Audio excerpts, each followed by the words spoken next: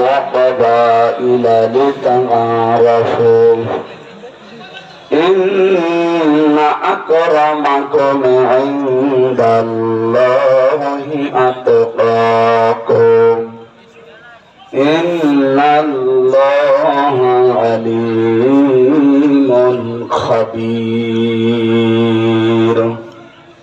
صدقت يا ربنا اللهم صل على محمد وآله وصحبه وبارك وسلم الحمد لله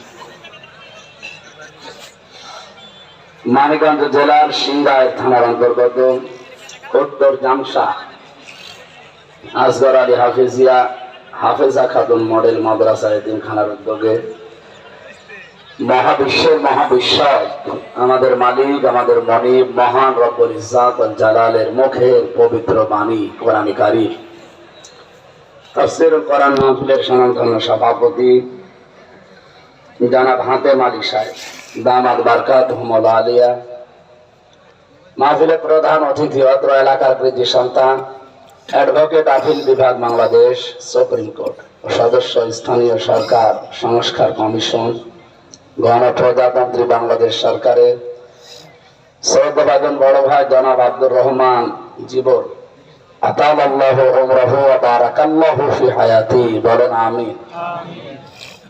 বিশেষ অতিথি এখানে অনেকগুলো মানুষের নাম আপনারা দিয়েছেন। জনাব শাহিন মোল্লা সভাপতি রবার্টসন কেন্দ্রীয় জামে মসজিদ সাউথ আফ্রিকা। যত মানুষের নাম দিয়েছেন এমনি আমাদের সময় নেই, কারণ আর একটা অনুষ্ঠান আছে ওইটাও ধরা লাগবে। একবারে এদের জন্য দোয়া করছি, আল্লাহ এদের সম্মান মর্যাদা যেন আরো বাড়িয়ে দেন, বলেন আমিন। বিশেষ করে মাহফিলে যার মাধ্যমে এসেছি জনাব মহিদুর রহমান, আপনাদের এলাকার সন্তান বিশিষ্ট সমাজসেবক।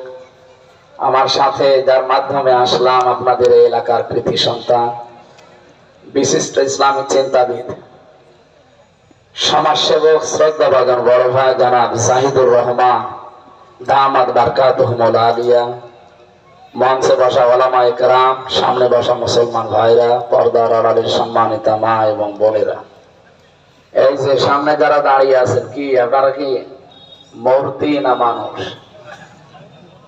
এত মূর্তি ভাঙার পরও এরা দাঁড়িয়ে থাকে।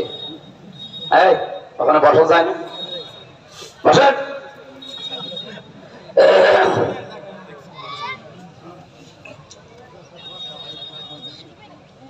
দল মত নির্বিশেষে কোরআনের অনুষ্ঠানে জানা আমরা ইবাদত মনে করে এসেছি, খুশি হয়ে বলেন আলহামদুলিল্লাহ। আপনারা জানেন এটা ঐতিহাসিক 21শে ফেব্রুয়ারি। কি দিবস জানেন না? এ দিবস ভাষা। আল্লাহ রাব্বুল আলামিন এই যে ভাষা উনি নিজে তৈরি করেন। আমিন আয়াতিহি খালকুস সামাওয়াতি ওয়াল আরদি ওয়া ইখতিলাফু আলসিনাতিকুম ওয়া আলওয়ানিকুম ইন্না ফি যালিকা লাআয়াতিন লিকাওমিন ইয়াসমাউন। আল্লাহ তাআলা বলেন আমি আকাশ আর জমিন বানিয়েছি, এরপর তোমাদের ভাষা এবং বৈচিত্র্য রং বর্ণ এগুলো আমি আল্লাহ বানিয়েছি। এই জন্য পৃথিবীতে এখন প্রায় 4,500-এর উপরে ভাষার লোক আছে। কত? তার ভেতরে বাংলা ভাষা একটা। এটা আমাদের মায়ের ভাষা, মায়ের কাছ থেকে শেখা। প্রশ্ন আসতে পারে বাবার কাছ থেকে তো শেখা, তাহলে বাবা ভাষা তো বলা হয় না। বিশ্বনবী মুহাম্মদ রাসূলুল্লাহর হাদিস হচ্ছে পৃথিবীতে মানুষের জন্য আল্লাহর পরে সবচাইতে বেশি কষ্ট স্বীকার করে তার মা। এখানে মানুষ দুনিয়ায় আসতে যে কষ্টটা, এটা মায়ের চাইতে বাবার 3 গুণ কম হয়। বিশেষ করে পেটে রাখার কষ্ট তো বাবার কোনোদিন বহন করা লাগে নাই, লাগবেও না। আজ পর্যন্ত কোনো বাবা সন্তান পেটে নিয়েছে? এটা সম্ভব না। যেহেতু এটা শুধু মায়েরা নেয়, এই জন্য মায়ের মর্যাদা 1 গুণ বেশি বাড়িয়ে দিয়েছেন। দ্বিতীয় নম্বরে ডেলিভারির যে কষ্ট, এটা আজ পর্যন্ত কোনো বাবা টের পেয়েছে? বলেন না কেন? বিজ্ঞান প্রমাণ করছে এখন যে মায়ের এই ডেলিভারির কষ্টটা, এটা যদি পরিমাপ করা হয় 57 ইউনিট হয়।